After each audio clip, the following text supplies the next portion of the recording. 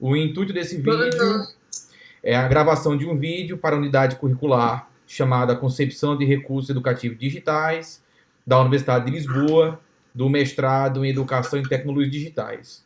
O grupo é composto por mim, Cássio Cabral, pela colega Eliane Goulart e pela colega Juliana Valência. Nós vamos agora, o conteúdo da disciplina já foi enviado para a plataforma Moodle, a plataforma do Instituto de Educação. Nós vamos agora fazer aqui um bate-papo com relação aos recursos educativos digitais. Como produzir redes com qualidade, né?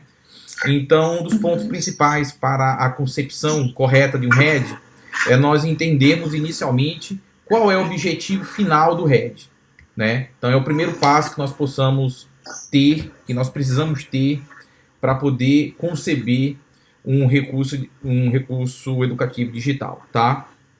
Então, com base no objetivo bem definido, nós precisamos ter uma grande divergência curricular. Ou seja, que os objetivos que são elaborados no programa do curso ou da unidade curricular da qual vai ser desenvolvido o RED, eles estejam diretamente ligados ao que vai ser produzido. Então, nós precisamos ter uma coerência curricular. Ou seja, nós precisamos produzir um RED com um objetivo definido e esse objetivo, o conteúdo dele tem que estar diretamente relacionado dentro desse RED que vai ser produzido. Um segundo ponto que devemos tratar sobre a qualidade do RED é a linguagem. Então, a linguagem ela tem que ser definida com foco no público final.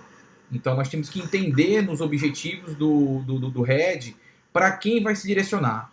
Então, qual é o nível dessa pessoa, o nível de conhecimento do conteúdo e, inclusive, o nível linguístico.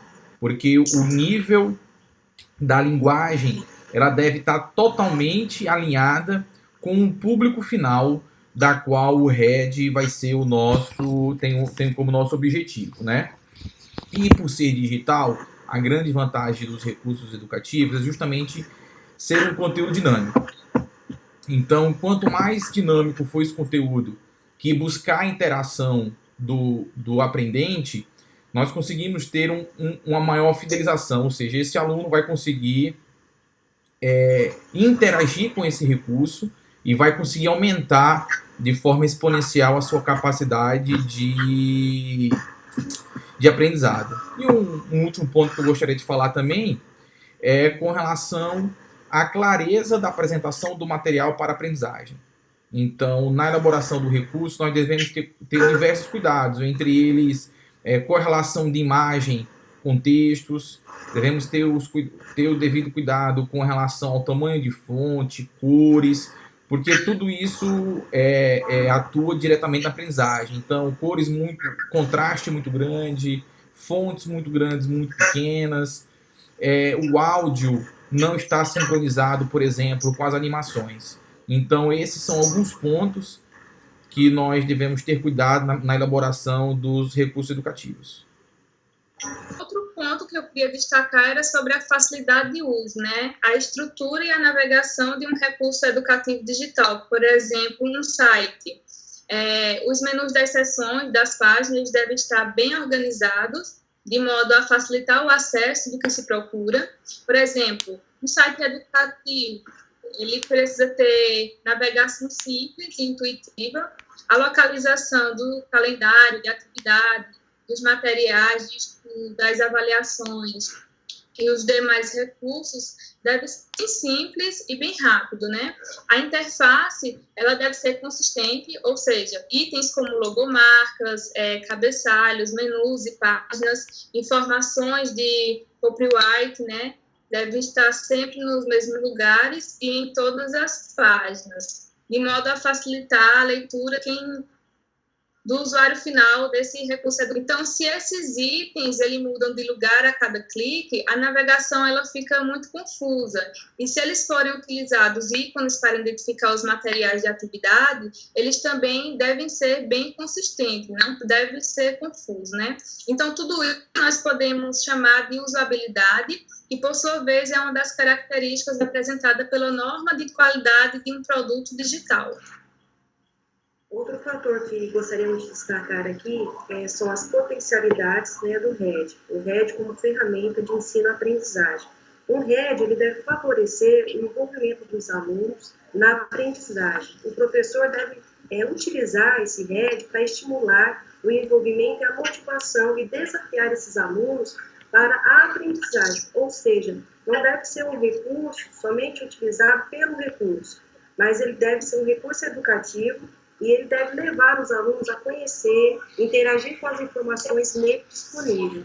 No mais, deve favorecer práticas pedagógicas inovadoras, de modo que o processo de ensino e aprendizagem contemple, né, a aprendizagem desses alunos do século XXI e assim colabore com a aprendizagem mais significativa e eficaz. Para finalizar, eu gostaria apenas de falar os últimos 2 pontos com relação ao RED. Um deles deve-se projetar a plataforma do RED pensando-se também na qualidade de internet do usuário final. Então, algumas plataformas fornecem alguns REDs com características multimídias muito avançadas, porém exige-se uma conexão com a internet numa velocidade mais apropriada e nem sempre o público-alvo do RED ele tem essa internet com essa velocidade exigida. E o último ponto é a acessibilidade digital. Então, aqui no Brasil, por exemplo, está em vigor o Estatuto das Pessoas com Deficiência, de que ele reza e trata da exigência de plataformas de ensino, instituições de ensino, oferecerem, além da acessibilidade física, a acessibilidade digital. Então, os REDs hoje, eles devem ser elaborados com base também hoje nos parâmetros da acessibilidade digital, que há um órgão, WC3, um órgão internacional, que regulamenta e valida os códigos-fontes, exatamente para que um usuário com deficiência, por exemplo, consiga navegar dentro de um RED sem usar o mouse, para que todos os comandos dentro de um recurso digital possam ser manuseados, por exemplo, com um teclado para pessoas com deficiências motoras. Então, chegando ao fim, esse é o vídeo do nosso grupo. Mais uma vez frisando, o grupo é composto por mim, Cássio Cabral, pela Elaine Goulart, pela Juliana Valência, para a disciplina de concepção de recursos digitais do mestrado da Universidade de Lisboa. Então, uma boa noite a todos. Boa noite.